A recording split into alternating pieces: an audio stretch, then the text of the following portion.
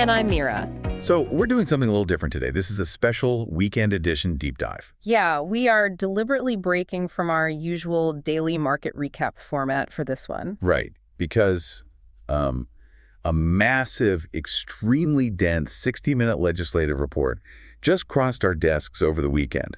And frankly, the implications buried in this document are they're too critical. Way too critical. And the geopolitical threads are just too complex to chop up into a standard daily segment. Exactly. We really wanted to fully unpack this document for you because, look, we know that if you're an investor or a portfolio manager or, just someone trying to figure out the global macro environment, you simply do not have the time to read through dozens of pages of congressional export control procedure. Right, or legal definitions and dense supply chain analysis. Nobody has time for that. No one.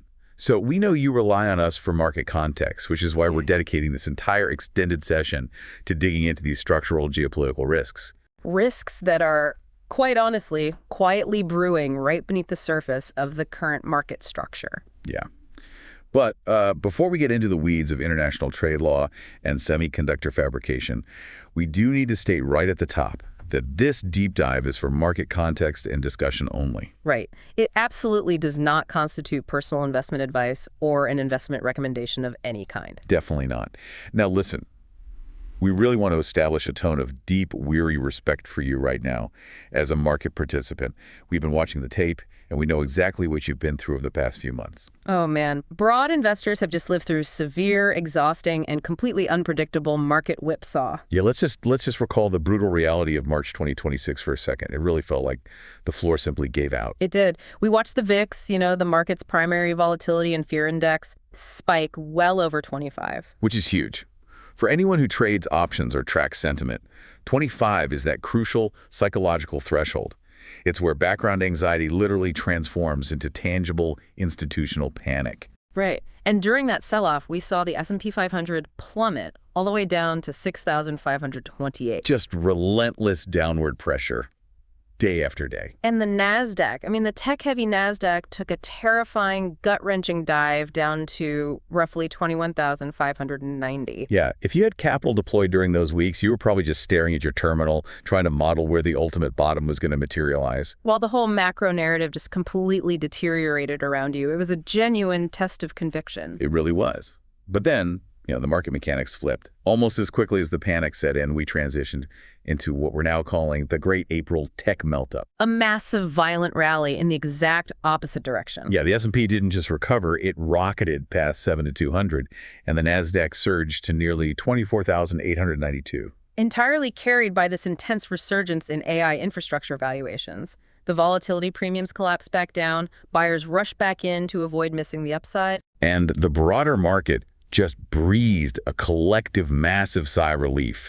You survived the whiplash, you secured those April tech gains, and you probably feel like the worst is behind us. Which brings us to today, and the whole reason we're doing this special edition. Right, because after surviving that kind of market volatility, digging into a dense, highly technical report about semiconductor supply chain regulations, it might feel like we're actively trying to make you paranoid. It really might. It sounds like we're asking you to brace for the next black swan event when you just want to, enjoy the recovery. Exactly.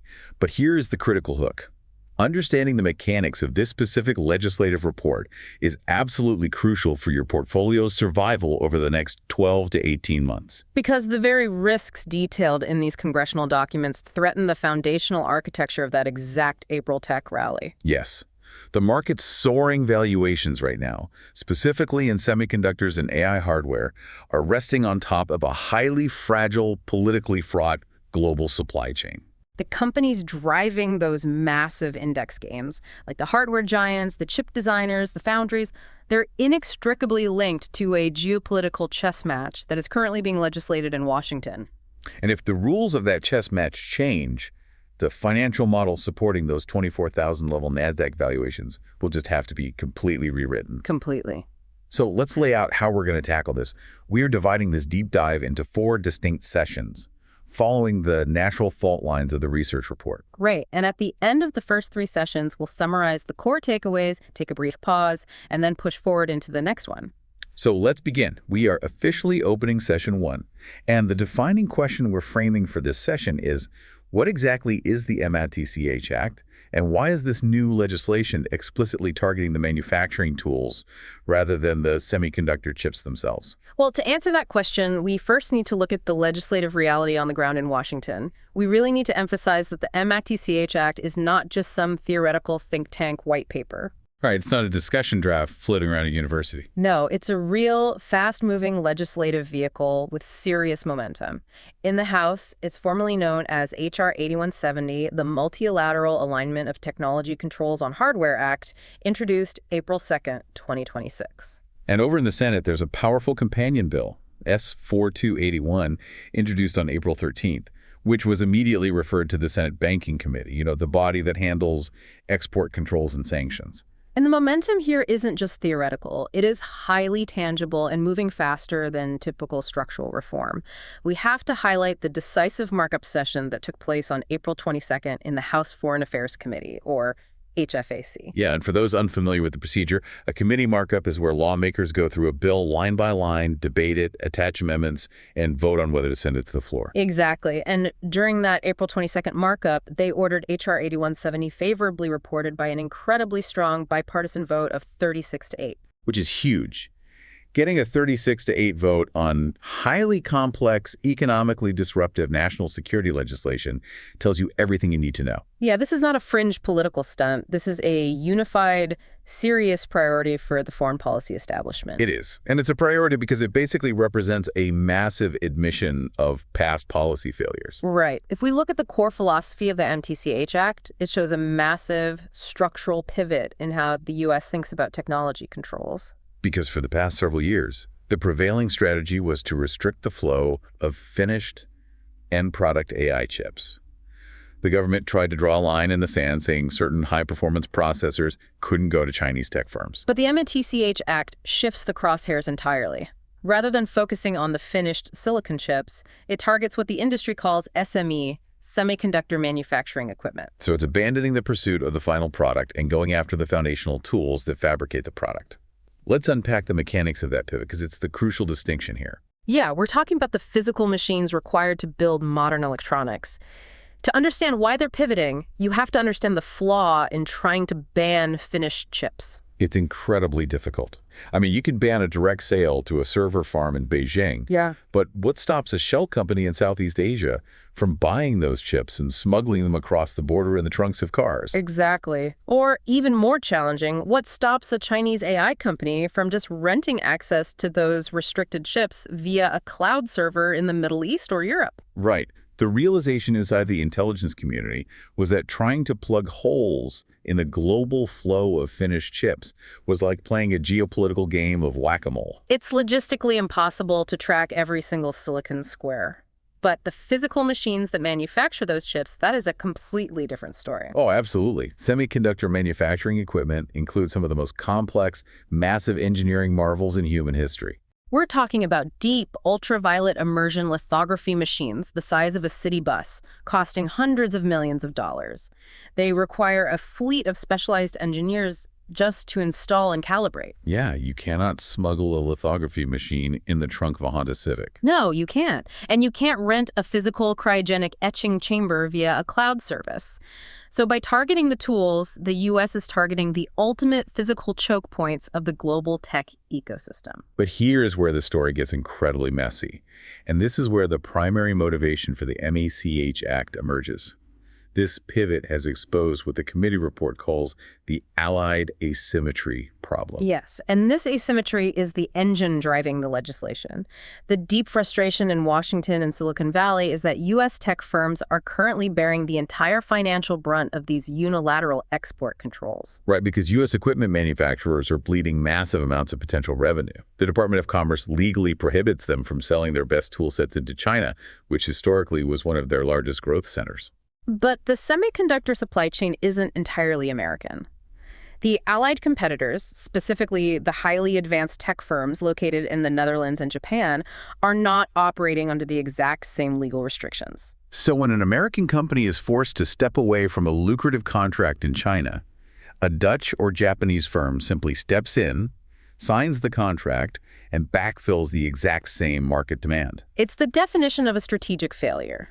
U.S. companies absorb severe financial damage under the banner of national security, but the ultimate national security objective, preventing advanced fab inside China, isn't even being achieved. Because foreign competitors just supply the equipment instead. You can easily see why domestic lawmakers and corporate executives would view this as the worst of both worlds. The U.S. industrial base is weakened while the strategic adversary continues to build its technological capacity, which is precisely why the MTCH Act was designed as a coercive diplomatic cudgel. A cudgel to force allied nations to align their export policies with Washington's. So how does the bill actually function on a mechanical level? Well, reading through the evolution of the bill's text from its introduction to the final committee markup reveals a fascinating story of legislative compromise.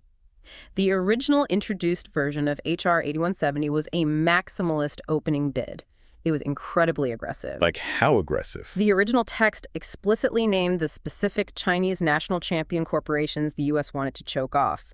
Huge entities like CXMT, which specializes in DRAM memory, YMTC, which develops 3D NAND storage. SMEC, the premier logic foundry, Huahong, Huawei. Exactly, and it didn't stop there. The original draft specified the exact highly technical types of machines it wanted banned, explicitly naming technologies like DUV immersion lithography and complex cryogenic etch equipment. Wow. But naming specific companies and specific granular technologies in primary legislation is highly unusual, legally rigid. Very. It creates a law that is instantly outdated the moment a company changes its name, or an engineer invents a slightly different etching technique. Right, which makes sense why the April 20th committee substitute, the text that actually passed, scaled back that language to make it far more modular. Yeah, instead of naming SMEC or pointing directly at cryogenic etch tools, the substitute shifted to much broader, generalized legal definitions. They used flexible concepts like key choke point semiconductor manufacturing equipment and key semiconductor manufacturing facilities. And this shift to broader language is critical, especially when we look at how the legislation redefines the concept of an applicable item. The expansion of the applicable item definition is where the true coercive power of the MTCH Act resides.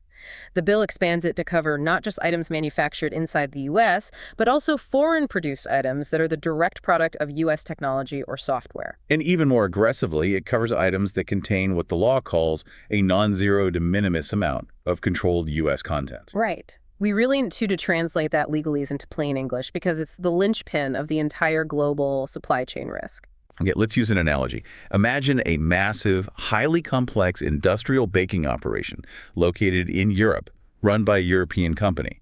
They are baking a cake to sell to a buyer in Asia. Okay. The U.S. government steps in and says, we know you built the oven and we know you mixed the batter, but we hold the intellectual property for a specific type of synthetic flour, and there is one microscopic grain of our patented flour inside your cake. Right. Therefore, under our laws, that entire cake is subject to United States export jurisdiction, and we forbid you from selling it. That is what non-zero de minimis and foreign direct product rules, or FDPR, actually mean in practice. Yeah, the U.S. is claiming jurisdiction over foreign-built machines simply because a tiny fraction of the IP or componentry inside that machine originated in America. It's an incredible assertion of extraterritorial power. It really is. And the MTCH Act uses this power to set up a very specific ticking clock. The bill establishes a 150-day window for diplomatic alignment. Meaning, once enacted, the U.S. government has 150 days to go to allied nations, specifically the Netherlands and Japan, and demand that they update their domestic laws to perfectly match U.S. export controls. The threat is explicit. If those allies refuse to match the controls by the end of that window, the U.S. will unilaterally deploy its expanded FDPR to legally block those Dutch and Japanese companies from selling or servicing their equipment anyway. Okay, Mira, I have to step in here and briefly challenge the fundamental premise of this regulatory scope. Go ahead. We are talking about the U.S. government attempting to control the global flow of massive foreign-produced industrial machines that happen to utilize a fraction of a percent of U.S. software in their design phase. Right. We're talking about targeted global servicing contracts where a Japanese engineer flies to a Chinese factory to replace a laser lens. Is this entire apparatus simply an administrative fantasy? That is the big question. I mean, are we legislating a regulatory net that is so unfathomably broad, so disconnected from the physical realities of global commerce that it is literally impossible to enforce? And that is exactly the question keeping the general counsel of every major tech firm awake at night right now. The critique is entirely valid. Expanding FDPR and attempting to police global servicing contracts is vastly more complex than simply intercepting a crate of finished graphics cards at a port in California. Yeah, the scale is wild. It places a staggering, almost incomprehensible burden on the enforcement agencies, specifically the Bureau of Industry and Security, or BIS. They have to somehow track the origin of microscopic components buried deep inside industrial equipment manufactured by foreign entities. Wow. We are going to explore the severe realities of that enforcement later, but your skepticism is absolutely warranted. The scope of what the MTCH Act attempts to control borders on the absolute limits of state power. All right, so to wrap up our findings from Session 1, the MTCH Act, which is gaining massive bipartisan momentum in Congress, represents a fundamental strategic pivot. We're moving from attempting to ban the export of finished semiconductor chips to aggressively targeting the underlying manufacturing tools. Right. And the legislation functions as a coercive diplomatic instrument to force allied nations, primarily Japan and the Netherlands, to stop backfilling the Chinese market.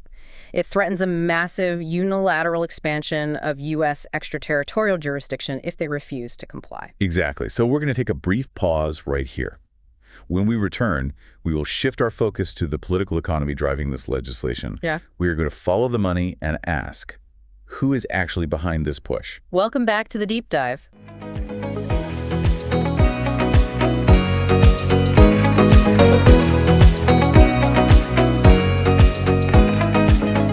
We are transitioning directly into Session 2. And the critical question we are unpacking for this segment is, who is really driving this legislative momentum, and what is the underlying corporate angle? Because when you begin to map out the political coalition that is actively backing the MTCH Act, you immediately realize that this is a truly unique alignment of power. You have a combination of political actors and ideological factions that you almost never see cooperating on economic policy. Yeah, the intelligence reports and political analyses describe this phenomenon as a new techno-national security alignment. It is a structural shift in how Washington views global trade. Let's look at the specific lawmakers driving this vehicle. On the House side, the primary architect is Representative Michael Baumgartner, who formally introduced the bill. But crucially, he is backed by Representative John Milner. Right, who acts as a major strategic force multiplier through his leadership role within the specialized China committee ecosystem in the House. They have managed to consolidate immense power around this issue. And on the Senate side, the drivers include prominent Republican defense hawks like Jim Risch and Pete Ricketts. But they are operating alongside rising Democratic stars like Senator Andy Kim. And most importantly, the legislation has secured the explicit co-sponsorship of Senate Majority Leader Chuck Schumer. Which is fascinating because this roster completely shatters traditional ideological boundaries. I mean, if we rewind the clock a decade or two, the Republican platform was defined by classic Milton Friedman-style free trade orthodoxy. Exactly. The core belief was that the government should stay out of the market entirely, capital should flow freely across borders, and tariffs or export controls were viewed as counterproductive market distortions. Conversely, the traditional Democratic approach was often skeptical of global free trade, primarily due to concerns over domestic labor, leaning toward protective industrial subsidies rather than aggressive foreign policy embargoes. Right.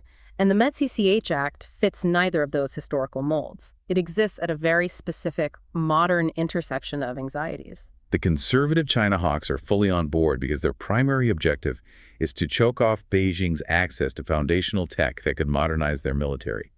To them, this is pure geopolitical containment. While the centrist and labor-aligned Democrats support it because it protects domestic advanced manufacturing bases and the high-paying engineering jobs associated with them. And then you have the business-aligned establishment members who support it through the lens of leveling the playing field. Their argument is simply that it is unacceptable for allied foreign competitors to gain massive commercial advantages at the expense of American firms due to asymmetrical regulations. It's the perfect political storm. But as analysts, whenever we observe a consensus, this broad and powerful coalescing around a piece of legislation this technically specific, our immediate instinct must be to follow the money. Always follow the money. We need to dive deeply into the financial ecosystems and lobbying networks at play here. And the research report makes a brilliant, highly necessary distinction between what it calls baseline access money and issue-linked money. Okay, let's break those categories down, starting with the baseline access money. How does the defense industrial complex interface with this legislation? So if you dig into the campaign finance data, specifically analyzing the Federal Election Commission records and the transaction histories for the key sponsors of the MOTCH Act, you see a massive influx of Standard Political Action Committee, or PIC, support from the heavyweights of the defense and tech sectors. For example, Representative Molnar's records show substantial PEGEGI contributions from aerospace and defense giants like SpaceX, Boeing, Huntington Ingalls Industries, and advanced materials firms like Corning. And over in the Senate, Senator Risch has received consistent PAXI funding from major defense contractors and engineering logistics firms like Textron and KBR.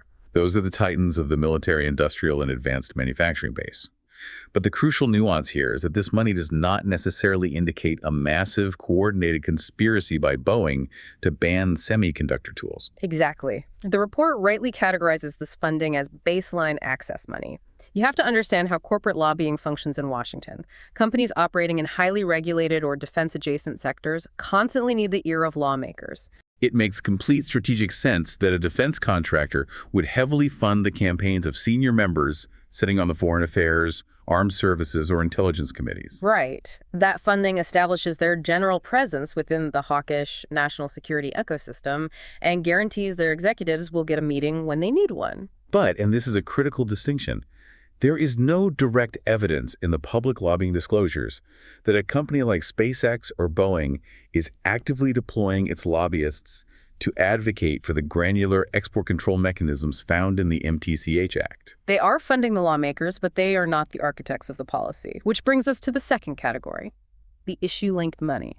This is where the narrative shifts from broad defense posturing to razor-sharp corporate strategy. We really need to spend some serious time analyzing what the report calls the Micron factor. Yeah, the Micron factor is arguably the most critical corporate driver identified within the source material. According to extensive investigative reporting by Reuters, Micron Technology, which is one of the largest semiconductor companies in the U.S. and a dominant player in the global memory chip market, has been aggressively and specifically lobbying Congress to crack down on the sale of manufacturing tools to their direct Chinese rivals. We are not talking about broad, abstract national security lobbying here. We are talking about a U.S. corporation utilizing its political influence to specifically target the equipment pipelines supplying foreign competitors like CXMT and YMTC. Let's explain the underlying business dynamics to understand why Micron is fighting so hard. The semiconductor market is roughly divided into the logic chips, the processors that do the actual calculating, like the GPUs made by NVIDIA or CPUs from Intel and memory chips, which store the data. Right. And Micron specializes in memory, DRAM for active short-term data processing, and NAND for long-term storage. And the memory market is notoriously brutal. Unlike advanced AI logic chips, which have massive profit margins because they are highly differentiated, memory chips are largely commodities. A gigabyte of DRAM is a gigabyte of DRAM. Therefore, in the memory market, you win strictly on scale, manufacturing yield, and cost per bit. Exactly. And that economic reality makes the rise of Chinese memory firms an existential threat to Micron. Companies like CXMT and YMTC are backed by massive state subsidies from the Chinese government. Their goal is not necessarily to maximize shareholder profit. Their goal is to achieve domestic self-sufficiency and eventually dominate global market share. And if these Chinese firms can freely purchase the most advanced semiconductor manufacturing equipment from Dutch and Japanese suppliers, they can rapidly scale up their fabrication plants. If they scale up, they will inevitably flood the global market with millions of cheap memory chips. In a commodity market, massive oversupply crashes the price. Right. If the price of DRAM and NAND collapses, Micron's profit margins evaporate, their stock price plummets, and their ability to fund future research and development is crippled. So from Micron's perspective, restricting the tools that build the chips is quite literally a matter of corporate survival.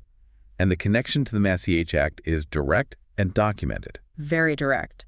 The public FEC records show a specific $4,000 contribution from the Micron employee PAC directly to Senator Risch, one of the primary drivers of the Senate companion bill. Wow. So here you have a scenario where a massive U.S. semiconductor corporation is actively pushing and funding the politicians pushing for tougher export restrictions on the specific industrial tools that their foreign competitors desperately need to build competing fabrication facilities. It is a textbook example of how modern corporate strategy intersects with geopolitics. Okay, I have to challenge the prevailing narrative here again.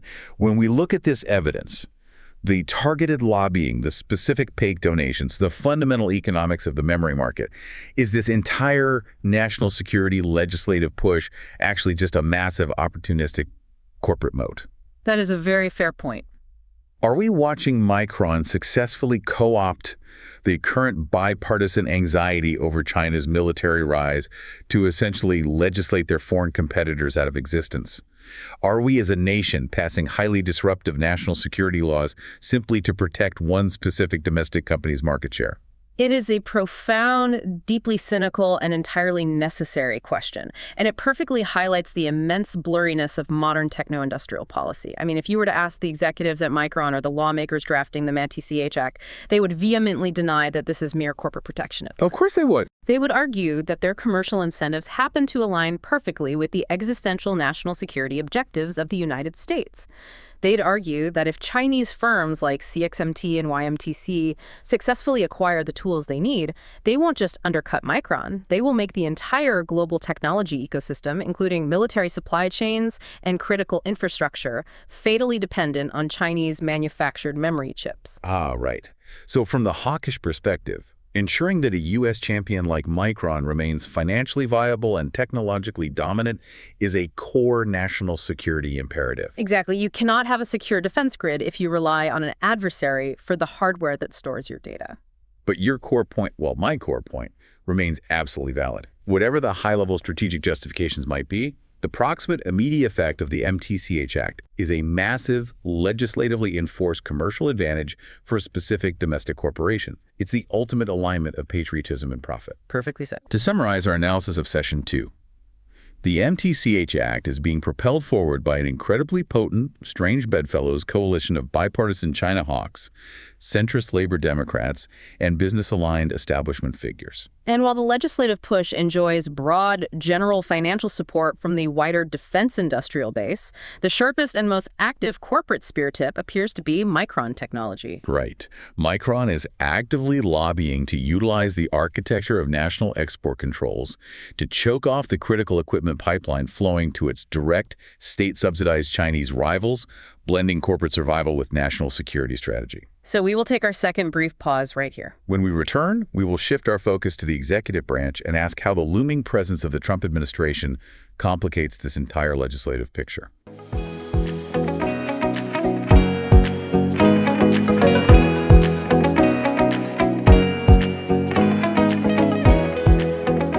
Welcome back. Let's move straight into Session 3, where we are framing our inquiry around the ultimate political hurdle. How does the Trump administration fit into this complex geopolitical puzzle, and what are the actual realistic odds of this legislation being signed into law? This is where the political landscape shifts from complex to incredibly volatile. Because when you attempt to model the Trump administration's posture on China trade policy and semiconductor supply chains, you do not find a consistent linear strategy. No, not at all. Instead, you find what the research report aptly describes as an executive contradiction. There are incredibly mixed, almost diametrically opposed signals emanating from the White House regarding how to handle the flow of technology. Yeah, we can illustrate this contradiction perfectly by examining two specific, highly consequential executive actions taken just weeks apart. On the aggressive hawkish side of the ledger, we have the events of January 14th, 2026. Right. On that date, the administration formally invoked Section 232 tariffs, specifically targeting the import of semiconductors and semiconductor manufacturing equipment. And for those unfamiliar with trade law, Section 232 is a provision of the Trade Expansion Act of 1962. It is an incredibly powerful tool that allows the president to unilaterally impose tariffs or quotas on imports if the Department of Commerce determines that those imports threaten to impair U.S. national security. Historically, this was used to protect basic foundational industries like steel and aluminum, so applying it to semiconductor equipment is a massive, highly protectionist escalation that explicitly frames the entire microchip sector as a paramount national security vulnerability. That action suggests a White House that is fully aligned with the hawkish isolationism of the MTCH Act. It does. But then you have to contrast that January tariff implementation with what the administration did just a month prior. Right. In December 2025, President Trump made the executive decision to significantly loosen the licensing restrictions for the export of H-200 class advanced chips to China. Directing the Commerce Department to review sales on a flexible case-by-case basis rather than maintaining a strict blanket embargo. So wait, the administration is aggressively placing tariffs on the foundational tools coming into the country under the guise of national security, while simultaneously loosening the rules to allow the most advanced, finished AI processors to flow out of the country to the very geopolitical adversary they claim to be containing. How do we reconcile that? You reconcile it by understanding how Donald Trump fundamentally views the architecture of international trade and export controls. He does not view them through the lens of rigid, multi-generational strategic containment, the way a think tank scholar or a career intelligence officer might. Right.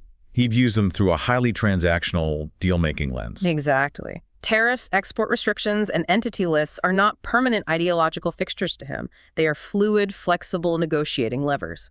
He wants the executive authority to tighten the screws on the Chinese economy one day to extract a specific trade concession, perhaps a commitment to buy more American agricultural products. And then he wants the freedom to loosen those exact same screws the very next day to finalize the deal or appease a major domestic tech CEO who was complaining about lost revenue. Precisely. And that insatiable desire for executive flexibility violently clashes with the core foundational architecture of the MECH Act. It does. The clash is fundamental. The MECH Act is not a flexible negotiating tool. It is essentially a rigid 5-year statutory mandate. It is designed to legally bind the U.S. government to a highly specific, inescapable timeline. It mandates that 150-day diplomatic window, and it legally compels the executive branch to deploy sweeping, unilateral FDPR actions if the allies do not perfectly comply by day 151. It removes discretion. It is a legislative cage designed by institutionalists to ensure the policy survives regardless of who sits in the Oval Office. And a transactional president is highly likely to view that kind of rigid statutory mandate as an unacceptable, unwanted constraint on his unilateral bargaining power. He wants the threat of tool sanctions as a weapon he can freely wave around at the negotiating table, not as a locked cage he is legally forced to live inside. Which inevitably introduces a massive layer of veto risk, or at the very least, severe modification risk, if the sponsors of this bill attempt to pass it as a standalone piece of legislation. Absolutely. So, looking at the tactical reality of Capitol Hill, what is the actual path to passage here? Despite the overwhelming 36-8 committee vote we discussed in Session 1, the structural analysis strongly suggests that this bill will almost certainly never see the floor of the House or Senate on its own merits. That is correct. If you look at the legislative tracking databases right now, as of late April 2026, there isn't even a filed official House report number attached to the bill, and the leadership has provided zero indication of scheduling dedicated floor time for a vote. Wow. In modern Washington, standalone bills dealing with highly complex, controversial export controls rarely get the oxygen required to pass independently. The real, viable path to passage relies entirely on a strategy known as vehicle politics. Vehicle politics. Okay, so because the bill cannot survive the open water on its own, the legislative strategy is to embed the text of the MECH Act deep inside a massive, moving, must-pass legislative vehicle. And when you are dealing with national security, defense infrastructure, and geopolitical posturing, the most obvious, practically guaranteed candidate for that vehicle is the NDAA, the National Defense Authorization Act. Right, the NDAA. It's the legislative train that always inevitably leaves the station. It is the massive omnibus policy bill that authorizes the budget and expenditures for the entire United States Department of Defense. It funds troop deployments, it authorizes the construction of naval vessels, it dictates military procurement. Because it is tied directly to the funding and operation of the armed forces, it is considered absolutely essential legislation. Congress has managed to pass the NDAA every single year for over 6 decades without fail. By taking the complex, specific language of the MECH Act and quietly tucking it inside the thousands of pages of the NDAA likely buried somewhere in Title 12, which handles matters of foreign policy and international security lawmakers, essentially neutralize the presidential veto risk. Because it becomes incredibly politically difficult for any president, regardless of their desire for trade flexibility, to veto the funding for the entire United States military simply because they disagree with the specific semiconductor export control provision hidden on page 800 of the conference report. Exactly. Let me bring this entire political dynamic back to the perspective of the portfolio manager or the retail investor listening right now, because this represents a massive, potentially devastating risk assessment failure. Has the broader market fundamentally mistimed or mispriced this geopolitical risk? I believe so. If technology investors are looking at government tracking sites, seeing no standalone floor schedule for H.R. 8170, observing the Trump administration loosening chip licenses, and consequently assuming this regulatory push is either dead in committee or indefinitely stalled, are they walking into a trap? Yes. Are they totally unprepared for this massive supply chain disruption to suddenly become binding law via defense package backdoor? There is a very high probability that the market is actively mispricing this exact dynamic. Investors in algorithmic trading models often track legislative risk linearly. They look for the standard progression. A bill is introduced, it passes committee, it gets scheduled for a floor vote, it moves to the Senate, and finally goes to the president's desk. They price in the risk at each visible step. Right. But vehicle politics is inherently nonlinear and opaque. The MTCH Act provisions could appear completely dormant for months. The market will forget about it, focusing on quarterly earnings and AI product launches. And then, suddenly, over a quiet weekend in the late fall, the finalized NDAA conference report is published. The MTCH Act language has been successfully reconciled into the final text. Both chambers pass it rapidly, and it is signed into law before the market can even adjust its semiconductor revenue models. If the market is ignoring this legislation simply because it isn't currently sitting on the standalone calendar, they are fundamentally misunderstanding the primary covert mechanism by which complex national security policy actually gets enacted in modern Washington. Okay, to wrap up our analysis of Session 3, we are witnessing a profound structural tension between a Congress that desperately wants to lock in rigid, permanent multilateral export controls against China, and an executive branch that demands fluid, unconstrained bargaining power to negotiate trade deals. And because of that inherent friction, the MTCH Act faces severe headwinds as an independent bill, but it maintains a very real, very potent, and highly deceptive path to becoming binding law by hitching a ride on the unstoppable, must-pass NDAA. We're going to signal our final break right now. When we reopen, we will transition into our final session to map out the immediate, on-the-ground market fallout if this legislation actually crosses the finish line. Welcome back to the final segment of our deep dive.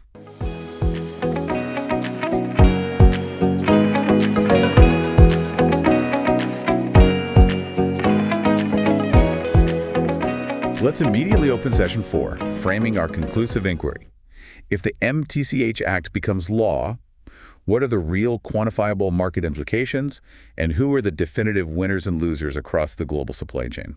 To accurately map the fallout, we have to break down the specific corporate exposures layer by layer, starting with the impact on the global tool makers themselves. Let's look at the primary U.S. players first, the advanced manufacturing giants like Applied Materials, Lam Research, and KLA Corporation. Okay.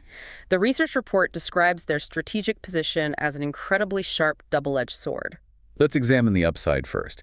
How do these U.S. giants win? They are the ultimate immediate beneficiaries if the MTCH Act actually succeeds in its primary stated diplomatic goal. If the legislation passes and the U.S. successfully uses that mandated 150-day window to exert enough diplomatic pressure to force the Netherlands and Japan to perfectly match U.S. export controls, the entire global playing field is abruptly leveled. So the asymmetric allied backfill we discussed in Session 1 instantly stops. ASML and Tokyo Electron are suddenly bound by the exact same restrictive rules as Applied Materials. Exactly. U.S. firms are no longer uniquely disadvantaged in the global market. Their foreign competitors lose their uncontested monopoly over Chinese fab expansion, and the U.S. companies maintain their relative technological and revenue dominance. But that is the absolute best-case scenario based on successful cooperative diplomacy. What happens if the diplomatic pressure fails? What happens if the Dutch and Japanese governments refuse to cripple their own domestic technology champions just because Washington demands it? If the diplomacy fails, the MTCH Act's automatic coercive mechanisms trigger, and the scenario becomes a nightmare for the U.S. toolmakers. The U.S. government is legally mandated to unilaterally expand its foreign direct product rules and drastically tighten its own servicing restrictions. Wow. In that hostile scenario, U.S. firms lose heavily. They face an even wider, more draconian net of unilateral legal restrictions.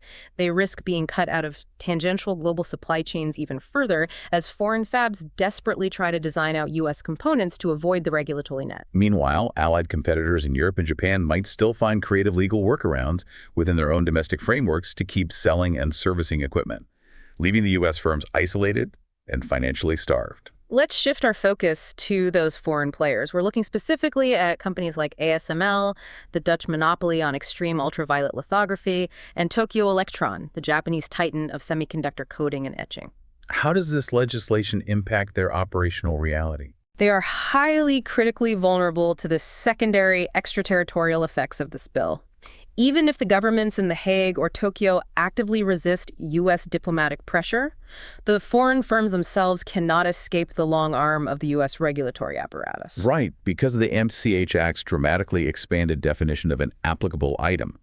That rule claiming jurisdiction over a machine if it contains even a tiny fraction of U.S. origin technology. That, combined with its strict countrywide servicing restrictions, are specifically designed to trap them. The U.S. is essentially threatening to weaponize its jurisdiction over software, patents, and minor componentry to legally prohibit ASML and Tokyo Electron from sending their engineers to service tools that are already physically operating inside China. Or from selling any new tools that contain even trace amounts of U.S. intellectual property. Exactly. And the direct intended targets of all this complex regulatory warfare, of course, are the Chinese semiconductor fabrication plants themselves, the fabs, the massive industrial facilities operated by companies like CXMT, YMTC, and SMI. For those Chinese firms, the MAT-CH Act represents a literal existential threat to their advanced memory and AI fabrication progress. We have to understand the physical reality of a modern semiconductor fab. These are not factories where you set up a machine and let it run untouched for a decade. No. Modern lithography and etching tools operate at the bleeding edge of physics. They require constant, intensive servicing. They require daily software updates, routine recalibration of lasers and microscopic mirrors, and a continuous supply of highly proprietary replacement parts. If the MAT-CH Act successfully cuts off not just the sale of new equipment, but the ongoing servicing and maintenance of the existing tool base, the results are catastrophic for the fab. Without factory-authorized servicing, a multi-billion-dollar Chinese fabrication facility could effectively grind to a halt within weeks, turning the most advanced technological manufacturing centers on Earth into extremely expensive silent paperweights. Yes. But enforcing this blockade brings us to the massive, almost incomprehensible new regulatory burden that is being placed on both the private tech sector and the federal government itself. Right. We are essentially asking the Bureau of Industry and Security, the BIS, a relatively obscure agency nestled inside the Commerce Department, to perfectly police an infinitely complex, constantly shifting global web of component origins, software licenses, and third-party servicing contracts across thousands of international borders. It sounds impossible, but we have concrete, undeniable evidence that the government is already actively testing and enforcing these highly complex, extraterritorial legal theories. Oh, yeah. The recent settlement. Exactly. Just recently, in April 2026, the BIS publicly announced a $2.52 million civil settlement with Applied Materials regarding alleged export control violations. Now, if you look at the balance sheet of a company like Applied Materials, which generates tens of billions in revenue, a $2.52 million fine is literally a rounding error. It is financially meaningless. Right. But as a regulatory signal to the broader market, it is absolutely deafening. It proves beyond a shadow of a doubt that the federal government is actively auditing the supply chains, actively enforcing these highly complex rules of origin, and actively penalizing companies that fail to navigate the regulatory maze perfectly. The passage of the MAT-CH Act would exponentially increase that compliance burden, forcing every tech company on Earth to hire armies of trade lawyers just to determine if they are legally allowed to replace a bolt on a machine in Shenzhen. Okay, let's zoom out to the ultimate systemic macro risk here. If all of this actually works as intended, If the U.S. passes the MTCH Act through the NDAA, successfully bullies its allies into compliance, cuts off the equipment pipelines, and effectively chokes out the industrial base for Chinese advanced semiconductors, what happens next? We have to seriously discuss the mechanics of geopolitical retaliation. Because you cannot execute an economic strike this severe against a global superpower without expecting a massive asymmetric reaction. If the U.S. successfully strangles China's multi-hundred-billion-dollar semiconductor manufacturing base, there is a near absolute certainty of Chinese economic retaliation. And the most potent, devastating weapon currently sitting in Beijing's economic arsenal is their near-total dominance over the global supply of rare earth elements. We need to specify what rare earths actually are, because they are the invisible backbone of modern hardware. We are talking about elements like neodymium, dysprosium, and praseodymium. These are the critical, highly magnetic minerals necessary for the functioning of virtually all modern electronics. They are in the batteries of electric vehicles, the massive turbines of green energy wind farms, the actuators in F-35 fighter jets, and the hard drives in cloud computing data centers. And China currently controls the vast majority of the global mining for these elements. Even more critically, they hold a near monopoly on the highly toxic, complex chemical processing required to refine them into usable industrial materials. Exactly. If Beijing responds to the MATH Act by imposing strict export quotas or outright embargoes on refined rare earth elements, it would instantly send devastating shockwaves through the entire global manufacturing supply chain. It would cause massive, immediate input cost spikes for the very hardware companies, automotive manufacturers, and defense contractors that rely on those materials to build their products. The inflation metrics for hardware would explode overnight. And that terrifying scenario brings us full circle, right back to the perspective of the investor listening to this show. If rare earth export restrictions hit the market, the resulting supply chain shock and subsequent hardware inflation could easily, fundamentally derail the massive technology portfolios that just finished recovering during that great April melt-up. The entire foundational thesis of that tech rally, the assumption of endless, uninterrupted, cheap hardware scaling for artificial intelligence, is massively exposed to this specific, highly probable geopolitical retaliation. It is the absolute definition of systemic fragility.